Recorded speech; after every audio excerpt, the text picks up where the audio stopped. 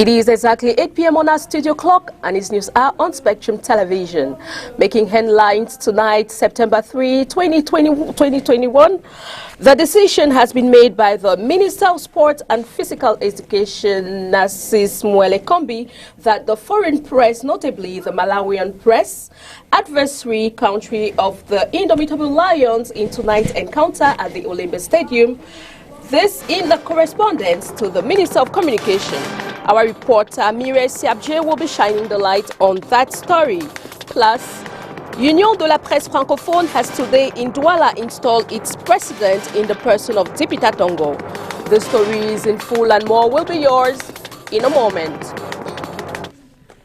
Good evening, ladies and gentlemen. Thanks for joining in on the 8 p.m. Balingo Primetime Newscast on Spectrum Television. We'll kickstart right away in Molia's language with you, Makeda Lidinyotom. Good evening, Makeda. Bonsoir, Christelle Assec. Mesdames, Messieurs, bonsoir. Nous démarrons ce journal par le sport, avec notamment les éliminatoires de la Coupe du Monde de football Qatar 2022. Le Cameroun affronte en ce moment le Malawi dans le cadre de la première journée de ces éliminatoires Zone Afrique. Pour cette rencontre, le 11 entrant retenu, comme on va pouvoir le voir justement sur cette image. Le 11 entrant du Cameroun, c'est avec Epassi, Ngade Moukoudi, Olivier Baïzo et Faye Collins, notamment à la défense. Koundé Malon et Martin ont là au milieu des terrains, et à l'attaque, on retrouve Toko Ekambi, Mouminga Maleu, Choupo-Moting et Vincent Aboubakar, capitaine des Lions indomptables ce soir face au Malawi. On rappelle que ce match se joue à huis clos à cause des restrictions liées à la Covid-19, précise la Fédération camerounaise de football, qui dit respecter les directives de la CAF. Donc, le match est donc à huis clos, et dans la foulée aussi, vous le savez, la presse camerounaise a été interdite de couvrir la rencontre de ce soir, et pour manifester leur mécontentement, les journalistes ont envoyé un signal fort. Reportage Mireille Siabdi. La presse étrangère, notamment du Malawi, pays adversaire des Lions indomptables, ce soir au stade Olembe de Yaoundé, couvre le match.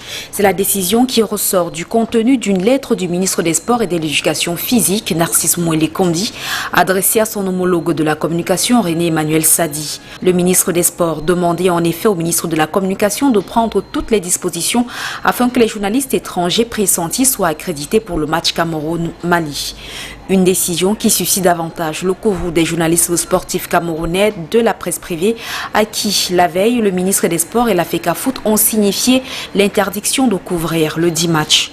La presse sportive, représentée par les journalistes de l'association des journalistes sportifs et celle des reporters sportifs, avait donc décidé de boycotter la conférence de presse d'avant-match, dénonçant ainsi un manque de respect envers son travail du fait de son exclusion du match de ce soir.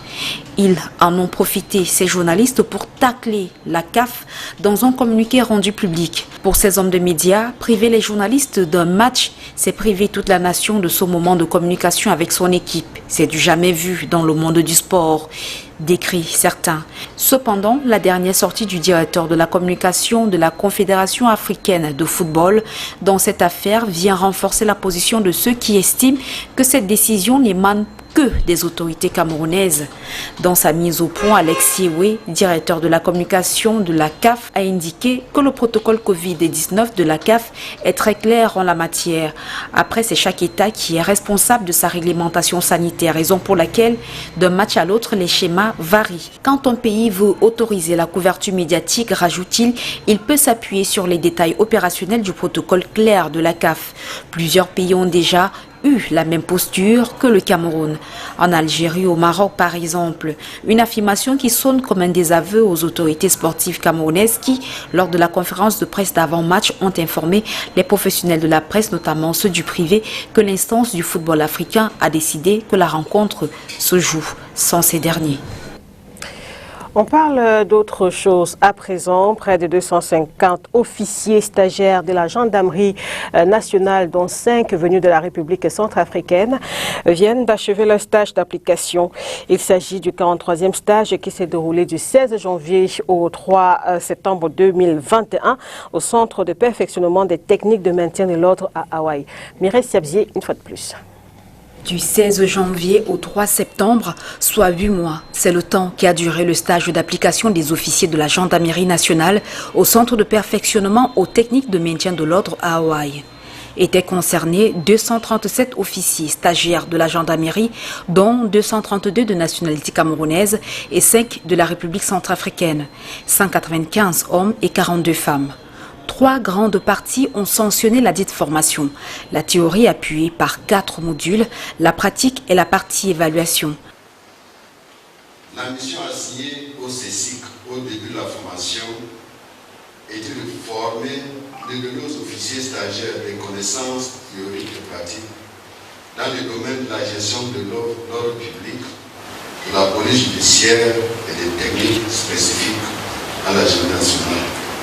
Le but était de les rendre aptes à tenir avec compétence les emplois de leur grade dans les services centraux ainsi que les unités de gendarmerie mobiles et territoriales. Au vu des résultats proclamés, nous pouvons nous réjouir du fait que ces objectifs soient largement atteints. Le taux de réussite à ce 43e stage d'application des officiers de la gendarmerie nationale est de 100%. La moyenne la plus élevée est de 16,05 sur 20 et la plus basse 10,71 sur 20, ce qui fait une moyenne générale de 13,73 sur 20. C'est également satisfait que les stagiaires ressortent de cette formation sur l'éthique et la déontologie. Je suis dès à présent un officier en mode due forme et je compte prouver au commandement que tout ce qu'on m'a appris, je peux mettre en pratique. Ce stage nous a permis d'acquérir beaucoup de connaissances professionnelles, c'est-à-dire sur le plan théorique et le plan pratique, que nous prendrons le soin d'implémenter sur le terrain en vue de servir la population, telles que les recommandations du haut commandement. Sentiments sont les sentiments de remerciement, de reconnaissance à l'endroit du gouvernement camerounais et de la gendarmerie nationale camerounaise de par les qualités des enseignements que j'ai reçus au cours du stage d'application des officiers de la gendarmerie nationale. Rappelons que l'école de gendarmerie existe depuis la création de la gendarmerie nationale en 1961. Le commandement des écoles et centres d'instruction de la gendarmerie naît en 1983.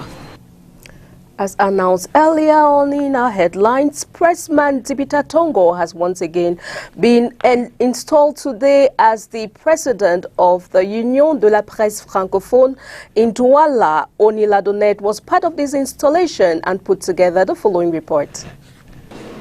Journalist Dibita Tongo will once again govern the affairs of the littoral chapter of Union de la Presse Francophone. Installed today, September 3, 2021, by the President Evelyn Owuna Isumba. Les missions sont des missions de renforcement de solidarité confraternelle. The mission is to strengthen fraternal solidarity, enlarge the UPF family in the littoral region, organize training, faithfully carry out the work spelled out by the President. We think following these criteria, we will do a great job. Suivant ces critères-là, nous allons tout faire pour être à la hauteur de la tâche. A mission that began even before his installation, as members of this association visited press organs and authorities here in the littoral. One of our main interests today is to reinforce confraternity, because we have to work in a very serene ambiance and a very friendly ambiance, whatever media you are working for. We want also most of you people to come with us, because the bigger we are, the more efficient we can be. Union de la Presse Francophone, abbreviated UPF, is the oldest French-speaking association of journalists. Founded in 1950, the UPF is spread over 110 countries or regions of the world. Over 182 voters have enrolled this year on the electoral register. These figures were communicated by the Elekan boss Eric Esuse in a press conference yesterday. Let's get more details from the Elekan boss in the following excerpt.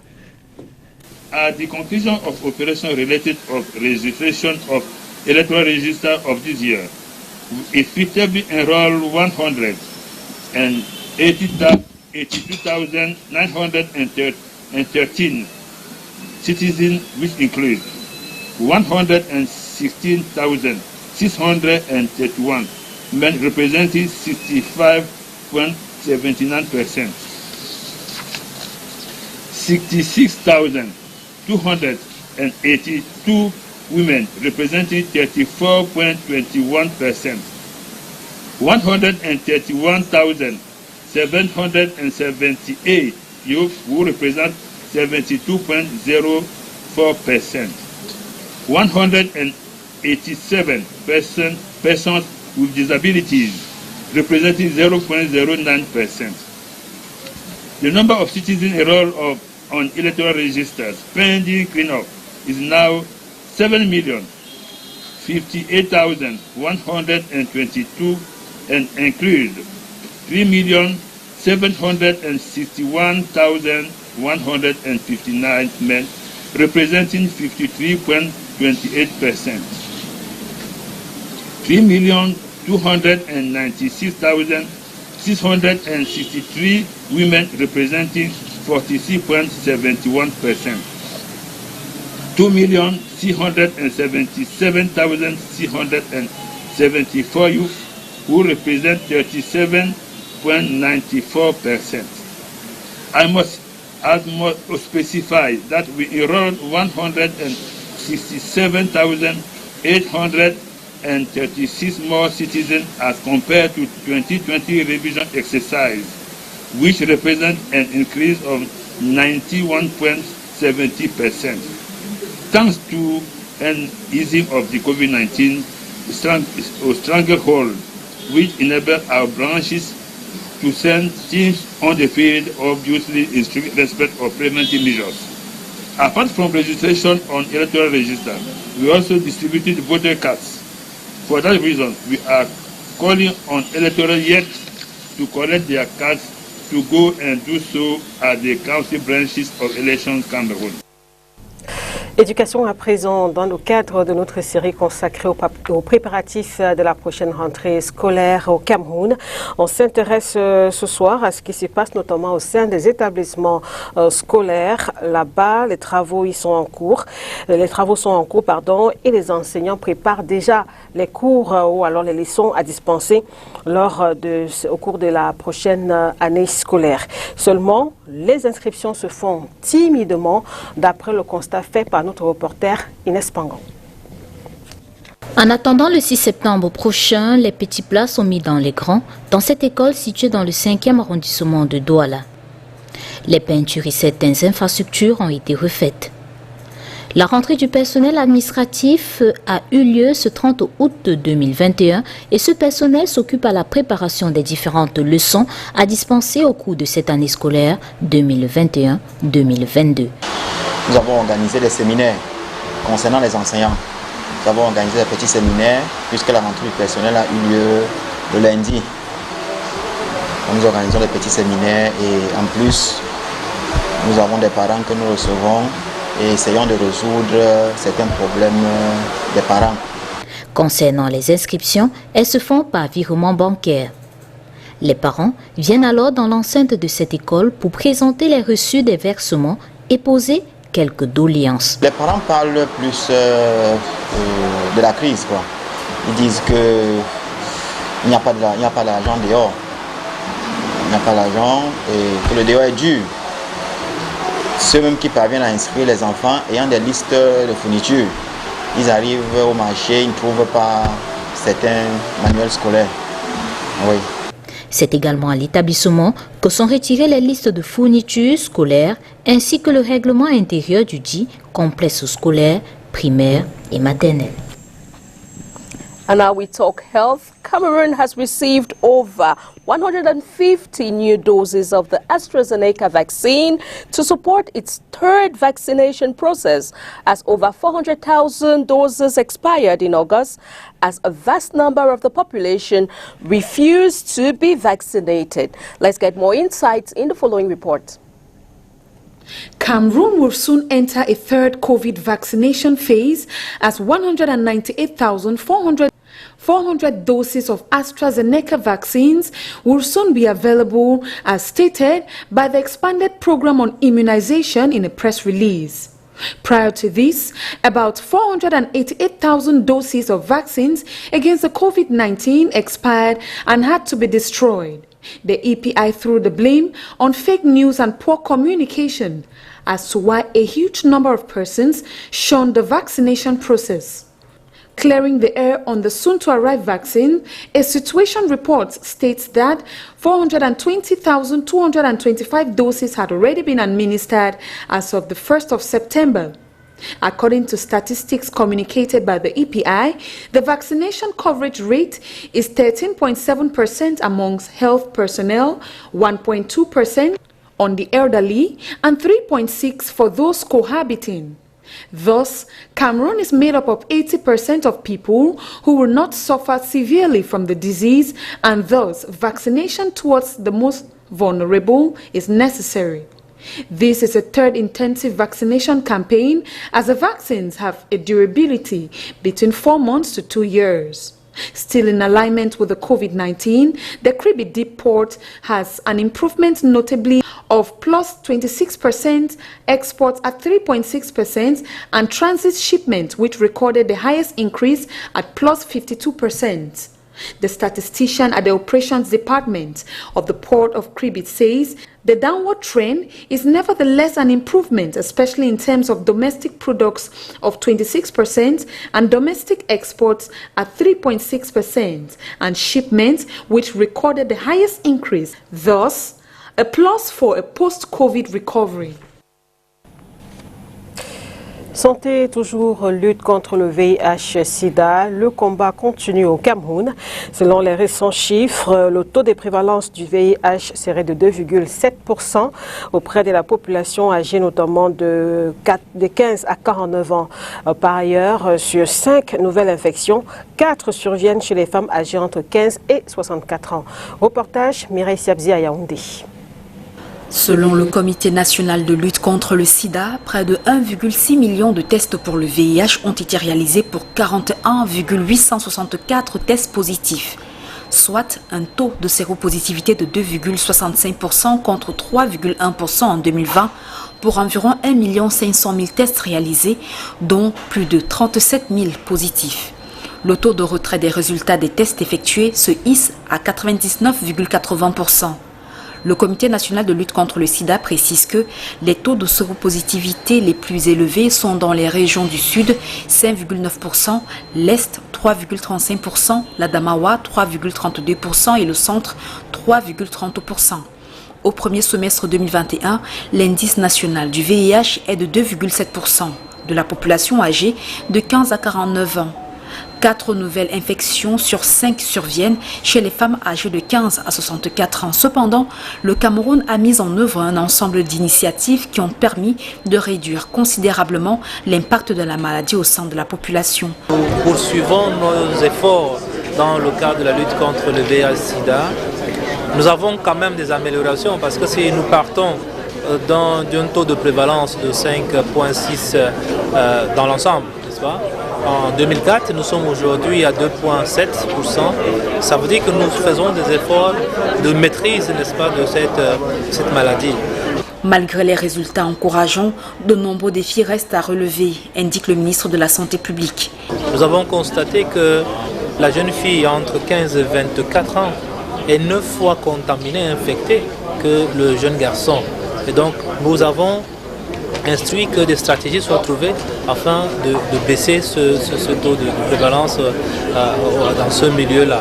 Et en plus, donc, nous avons mis un accent sur des actions concrètes à amener sur le terrain, notamment en termes de coordination, en termes de couverture, en ARV, en termes de personnes à prendre en charge. Ces actions permettront de scruter avec optimisme l'avenir d'une génération sans sida au Cameroun. Toutes les parties prenantes de la riposte sont par conséquent interpellées. C'est sur cette note que s'est achevée la première réunion statutaire du Comité national de lutte contre le sida pour l'année 2021. Retour ici à Douala, comme vous le savez, de fortes pluies se sont abattues sur la cité économique ces dernières 48 heures, causant des inondations un peu partout dans la ville. Et d'après la météo, ce n'est pas fini puisque d'autres précipitations abondantes sont annoncées dans les prochains jours, selon le maire de la ville que nous avons rencontré aujourd'hui. Nous vous proposons d'écouter le docteur Roger Bassandine au micro des STV.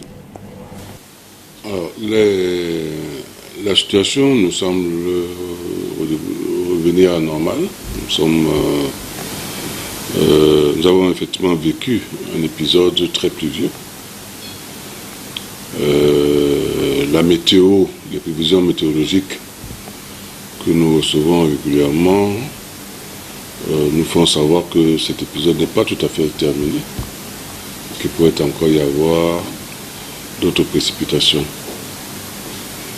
En prévision de ces précipitations, nous avions dans la ville engagé depuis le mois de mars-avril des travaux importants de drainage, de curage des drains et de curage des caniveaux dans la ville. Ce qui fait que si vous regardez bien, en général quelques heures après les précipitations, il n'y a plus véritablement d'inondation, l'eau ne stagne plus sur les chaussées. Donc nous voulons appeler les populations véritablement à plus de civisme. Et d'abord pour respecter les règles d'urbanisme, on ne construit pas sans permis de construire. Le permis de construire est l'acte qui certifie que vous avez respecté les règles d'urbanisme, les règles de construction. La deuxième chose, nous allons mettre en place avec l'appui du préfet du département de Vori, une unité qui sera chargée de rechercher les maisons qui constituent un risque d'effondrement. Et ces maisons seront systématiquement détruites. De la même manière, sur les drains, ceux qui ont construit sur les drains doivent savoir que tôt ou tard, leurs maisons seront détruites. And now we go international with our foreign partners, the Voice of America. Music and jingles in the air addressing one problem: misinformation about the coronavirus vaccine. Here in this camp for displaced people, many have been misled by a viral social media video that portrayed vaccines as a microchip with magnetic qualities. Helen Woko and her team are on a mission to address this problem. The records we get on the people who have been vaccinated in Nigeria, the percentage is too low compared to, what we're supposed to get. Then we said, let's start from this vulnerable group. These are people who are in an enclosed place. Woko is the executive director of Aish Initiative, a non-profit focusing on promoting vaccine uptake and humanitarian education. To achieve its goals, the organization is partnering with the Ministry of Health and the National Orientation Agency and is reaching vulnerable groups in rural areas where authorities say it is most needed. Agnes Bartholomew was at the Abuja camp sensitization program and says she will take the job. If they bring it, I'll take it. But they said they've not brought it. That's what we're waiting for. Fewer than 1% of Nigerians have so far received complete jabs against the coronavirus, an awfully low mark when matched against the 40% authorities were aiming for this year. Officials of the Nigerian CDC say even though the country is yet to acquire sufficient vaccines, myths and misinformation are also to blame for the slow uptake. We've been noticing that there are challenges around immunity. There are rumors around the fact that natural immunity is better than the vaccination immunity.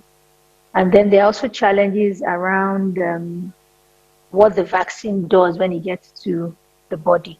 Nigeria is seeing a new surge in coronavirus cases and fatalities caused by the deadly Delta variant. The official number of cases stands at 193,000, low compared to many other countries, but the number is rising fast. Authorities say vaccination is the only way to ensure safety and that the country needs to vaccinate 70% of its 200 million people to achieve herd immunity.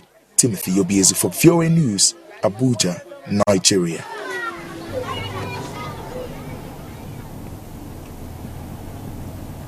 And that report puts an end to this bilingual newscast on Spectrum Television. Thanks for watching and stay true to programs on Spectrum Television. Good night, Makedelidi Newton. Merci Christelle Assec, bonsoir à vous, mesdames, messieurs, bonsoir. On se retrouve demain, s'il plaît à Dieu. Au revoir.